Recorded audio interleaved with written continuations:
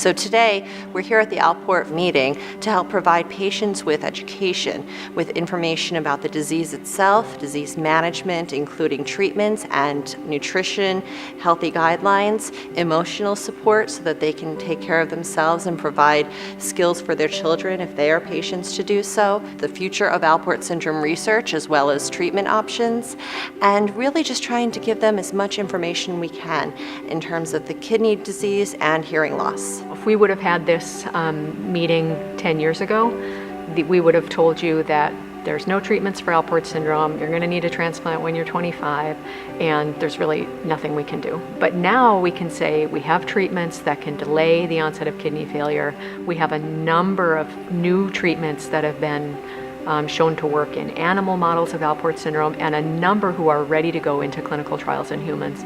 So we are really at the cusp of what I think is going to be a big explosion of treatments and therapies for people with Alport syndrome. It's very common that someone finds out they have Alport syndrome and they're so stunned by it. Their doctor has given them the information they know, and usually they're looking, and once they find our website, then they start getting more information, and that brings a lot of hope. I know when I was diagnosed and you all were, you wanted this community, you want to be able to talk to other people, and now we have it.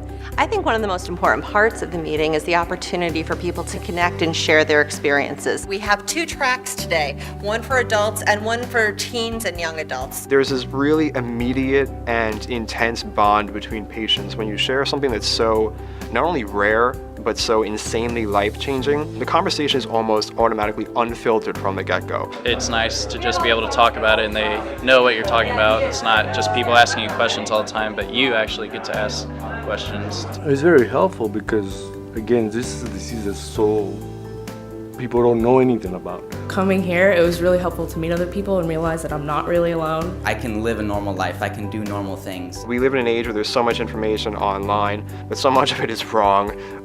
We want to make sure that our patients are getting the best possible and the most up-to-date information. Being a rare disease, there's not a lot of opportunities to get together and to get that information. That's why it was so important that we had these meetings at research facilities or facilities where there were Alport experts. It's only through the support of committed people like you and the foundation that these kinds of things can come to pass. So it's great to now see that people with the disease are feeling empowered. By supporting ASF and supporting research, there are actual things happening right now. There are treatments for Alport syndrome. There will be better treatments in the future. This is just an incredible resource for those that are dealing with this disease. We've come a long way since we started in 2007. This is going to change how we think about Alport syndrome in the future. Those affected by Alport syndrome need your support now.